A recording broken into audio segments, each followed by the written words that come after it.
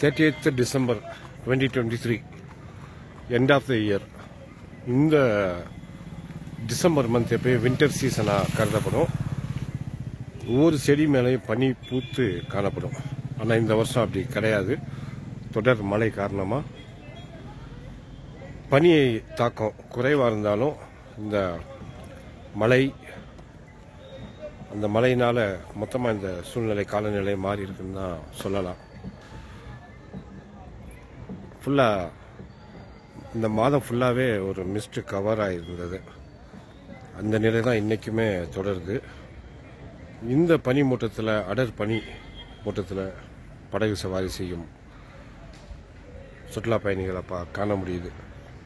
எதிரே வரும் ஒருத்தர் கூட காண முடியாத அளவுக்கு இது காலை வேலை. இந்த காலை வேலையோட காலநிலை இதாக தான் இருக்குது.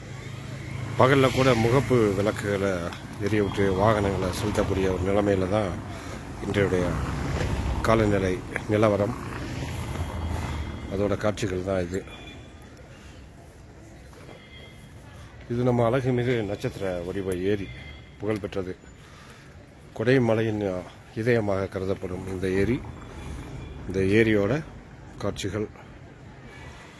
இந்த லேக்கு பகுதியே இந்த மாதிரி இருந்துச்சுன்னா வனப்பகுதி சுற்றுலா தலங்கள், Moir point, pine forest, Guna caves, pillar rock போன்ற பகுதிகள் நிச்சயமாக இதை விட கொஞ்சம் அதிகமான அடர் பனி காணப்படும் அப்படின்றது தான் இன்றைய ஒரு கிளைமேட் அப்டேட்டாக இருக்குது நண்பர்களே.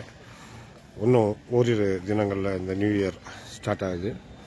ஸோ இந்த வருடத்தின் ஆரம்பம் எப்படி இருக்குன்றதை நான் உங்களுக்கு தொடர்ந்து அப்டேட் பண்ணுறேன். ஸ்டே டியூன்டு நண்பர்களே. நம்ம கோடை ஸ்மைல் யூடியூப் சேனல் இந்த ஆண்டு அபிரதமான ஒரு ஆதரவை கொடுத்தீங்க. அதற்கு ஒரு நன்றியை தெரிவிச்சுக்கிறேன். அடுத்த ஒரு அப்டேட்டில் சந்திப்போம். நன்றி, வணக்கம். உங்கள் அன்பு அப்பாஸ், கோடை ஸ்மைல் யூடியூப். தேங்க்யூ.